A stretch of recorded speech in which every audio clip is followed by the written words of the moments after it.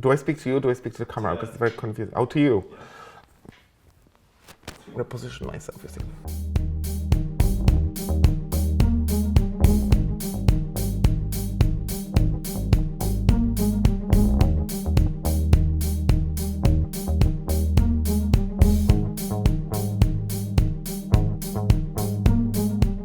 Young persons benefit a lot from what has happened and the fact that we managed to establish a charity, because we have developed new projects and we are more popular than ever. We launched Second Youth Club, we run drama therapy class, we run yoga class, and it's, we do all sorts of different things, performing arts programs. We are working in partnership with LGBT History Month and doing filming projects as well, actually. So it's quite interesting how things have changed and how we now can do what we always wanted to do.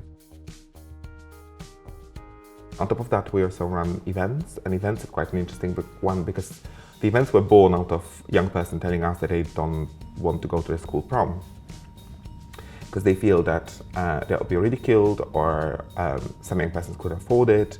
So they asked us if we could organize and run a queer version of it. So that's how Pride Prom was born. Young persons then came back and said, well, why do we only have one event a year? And they wanted to have another one. So that's how Homoween was born, because we believe that young persons should have as many times to socialize and meet other LGBT young persons as possible. That's kind of the idea of the events we run.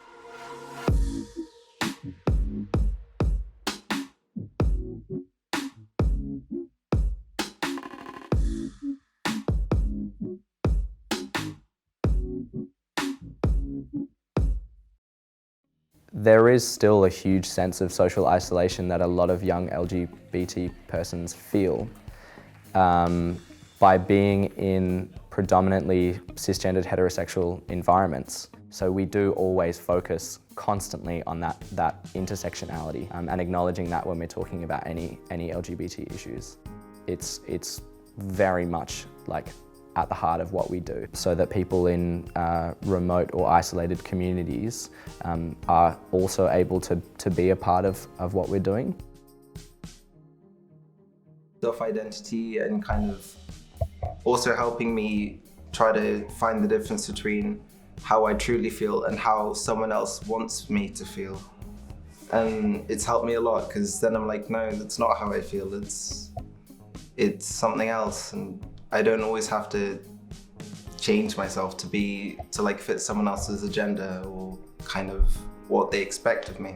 I came out to my dad and he came out to me at the same time.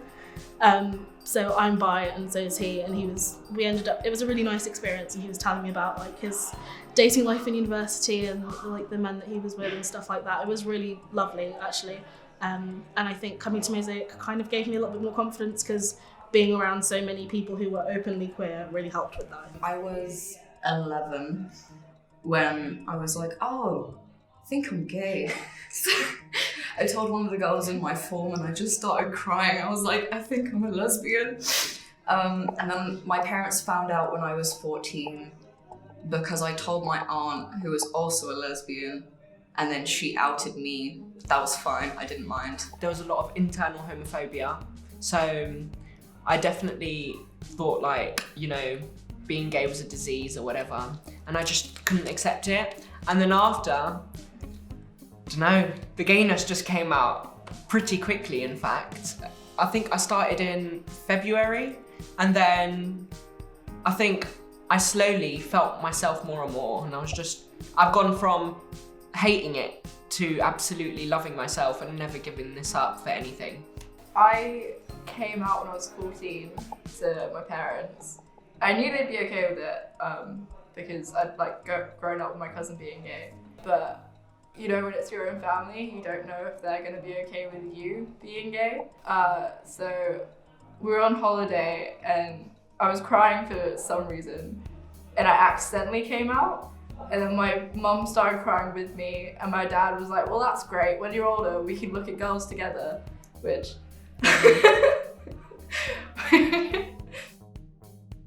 The workshops have definitely kind of opened my eyes up a bit more about how beautiful the community really is. A lot that isn't really shared in schools and stuff that is shared here, and it's just really inspiring. Good. Cut.